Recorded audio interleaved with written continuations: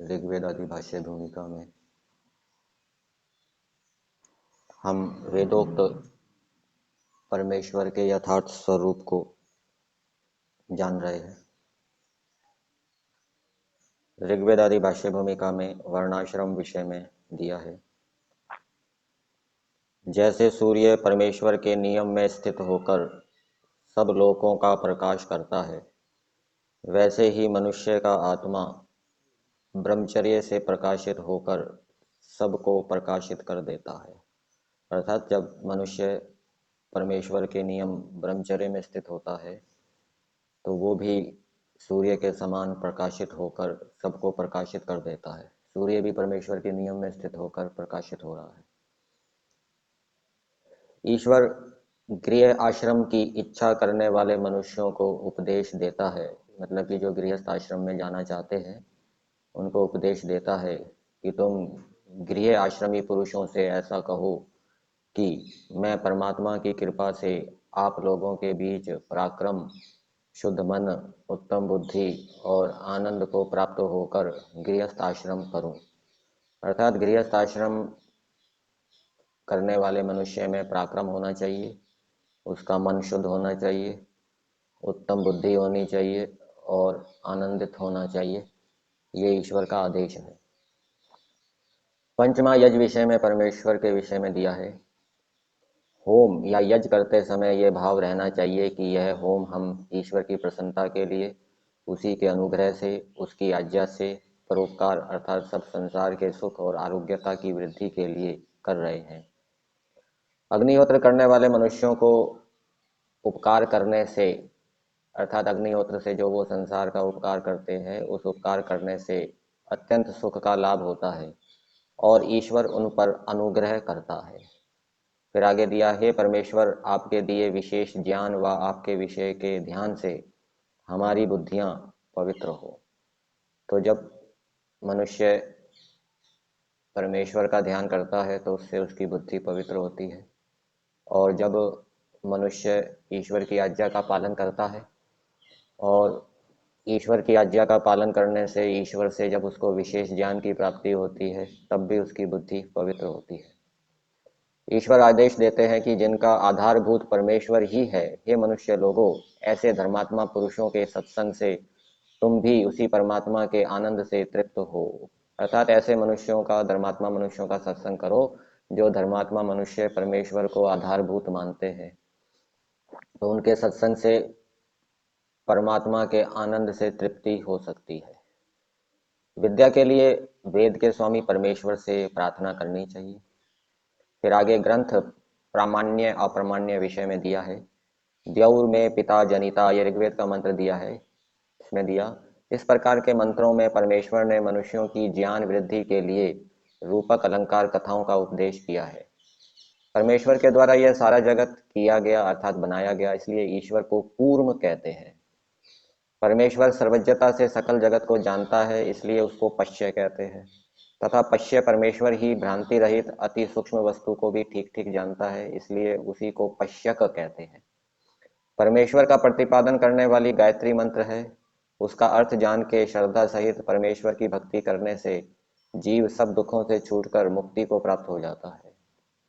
तो श्रद्धा सहित परमेश्वर की भक्ति करने से गायत्री मंत्र का जाप भी करे और श्रद्धा सहित परमेश्वर की आज्ञा का पालन भी करे, तो ऐसा करने से वो जीवात्मा सब दुखों से छूट जाता है। प्राण का नाम गया है, उस प्राण को प्राणायाम की रीति से रोक के परमेश्वर की भक्ति के प्रताप से पितर अर्थात ज्ञानी लोग सब दुखों से रहित होकर मुक्त हो जाते हैं। परमेश्वर प्राणों की रक्षा करने वाला है, इसलिए ईश्वर का नाम गायत्री है। प्राण को संस्कृत भाषा में गया कहते हैं तथा रक्षा अर्थ में त्रयी धातु का प्रयोग संस्कृत भाषा में होता है। परमात्मा प्राणों से परे है, उसको मनुष्य लोग प्राण में स्थिर होकर प्राप्त होते हैं, अन्य मार्ग से नहीं, क्योंकि प्राण का भी प्राण जीवात्मा में व्याप्त जो परमेश्वर है उससे दूर जीव व जीव से दूर वह कभी नहीं हो सकता।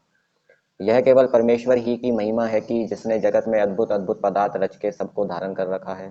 परमात्मा का यह कर्म धन्यवाद के योग्य, स्तुति करने योग्य है, ऐसा जानना चाहिए। यज्ञ, विद्वान, माता पिता, आचार्य आदि तीर्थों का आत्मा होने से ईश्वर को परम तीर्थ कहते हैं, क्योंकि वह धर्मात्मा स्वभक्तों को शीघ्र ही दुखों से तारता है। जो परमेश्वर पूर्ण अर्थात किसी से कम नहीं, जो जन्म नहीं लेता और जिसकी किसी प्रकार की मूर्ति नहीं इत्यादि लक्षण युक्त जो परमेश्वर है, जिसकी आज्ञा का ठीक ठीक पालन और उत्तम कीर्तियों के हेतु जो सत्य भाषण आदि कर्म है उनका करना, कि जिसका नाम स्मरण कहता है। तो ईश्वर का नाम स्मरण क्या है? उसकी आज्ञा का ठीक ठीक पालन करना और सत्य भाषण आदि कर्म करना, जिस सत्य भाषण को करने से मनुष्य उत्तम कीर्तियों को प्राप्त करता है। जो परमेश्वर किसी माता पिता के संयोग से कभी उत्पन्न नहीं हुआ, ना होता और ना होगा, और ना वह कभी शरीर धारण करके बालक, जवान और वृद्ध होता है, उस परमेश्वर की प्रतिमा अर्थात नाप का साधन तथा प्रतिबिंब अर्थात जिसको तस्वीर कहते हैं, वह किसी प्रकार नहीं है, क्योंकि वह मूर्ति रहित, अनंत, सीमा रहित और सब में व्यापक है। इससे निराकार ही की उपासना सब मनुष्यों को करनी चाहिए। प्रश्न: शरीरधारी की उपासना करने में क्या दोष है? उत्तर: जो प्रथम जन्म लेकर शरीर धारण करेगा और फिर वह वृद्ध होकर मर जाएगा, तब किसकी पूजा करोगे? फिर आगे दिया, जो अविद्या युक्त वाणी से प्रसिद्ध नहीं हो सकता, जो सबकी वाणियों को जानता है, हे मनुष्यों, तुम लोग उसी को परमेश्वर जानो, ना कि मूर्तिमान जगत के पदार्थों को जो कि उसके रचे हुए हैं। अग्नि, प्राण और जलों के वीर्यों को पुष्ट करता है परमेश्वर।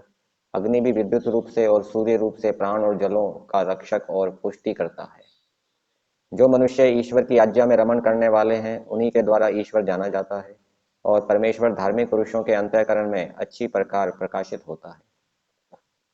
फिर आगे अथ अधिकार अनधिकार विषय संक्षेपतः अध्याय में परमेश्वर के विषय में दिया है।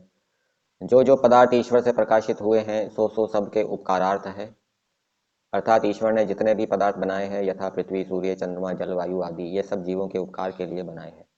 वेद ईश्वर से प्रकाशित है।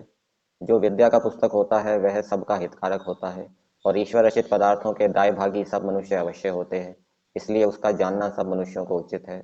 वेद को जानना सब मनुष्यों को उचित है, क्योंकि वह माल सबके पिता का सब पुत्रों के लिए है, किसी वर्ण विशेष के लिए नहीं है। तो जो वेद रूपी जो धन है वो जीवों के लिए है, जीव उसके पुत्र है। कोई वेद पढ़े कोई वेद ना जाने, ऐसा नहीं होगा, सबको जानना चाहिए, वो सबकी संपत्ति है। यथे माम वाचम कल्याणीम आवदानी, इस मंत्र में दिया है। इसमें ईश्वर कहता है कि जैसे मेरी सबके प्रिय के लिए और पक्षपात रहित प्रवृत्ति है, वैसे ही तुम्हारे द्वारा किए जाने पर मेरी प्रसन्नता होती है, अन्यथा नहीं। परमात्मा सबके प्रिय के लिए प्रवृत्त होता है और पक्षपात रहित परमेश्वर की प्रवृत्ति होती है। इसी प्रकार से जो सबके प्रिय के लिए प्रयास करता है, सबका प्रिय बनता है और पक्षपात रहित व्यवहार करता है, उससे परमेश्वर की प्रसन्नता होती है, उससे ईश्वर प्रसन्न होता है।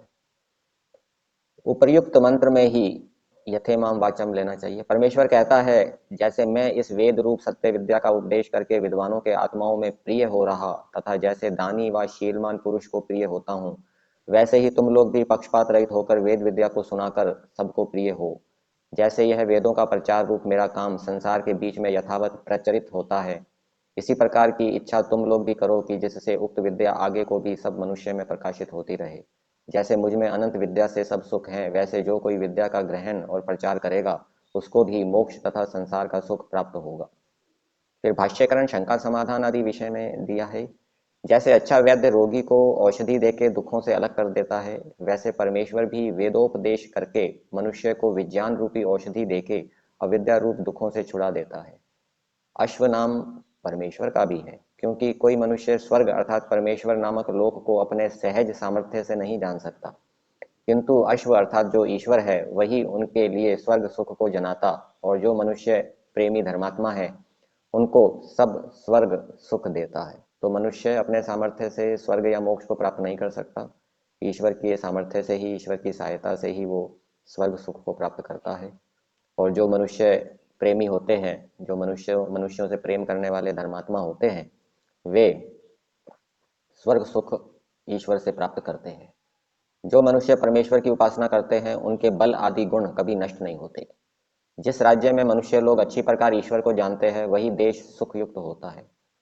सब प्राणियों की पृथ्वी और विद्या, औषधि आदि अनेक पदार्थों को देने से और विज्ञान की उत्पत्ति से माता के समान सब प्रकार के मानने कराने वाली, और सूर्यलोक विद्वान तथा परमेश्वर पिता के समान है, क्योंकि सूर्यलोक पृथ्वी के पदार्थों का प्रकाशक और विज्ञान दान से पंडित तथा परमात्मा सबके पालन करने वाले हैं।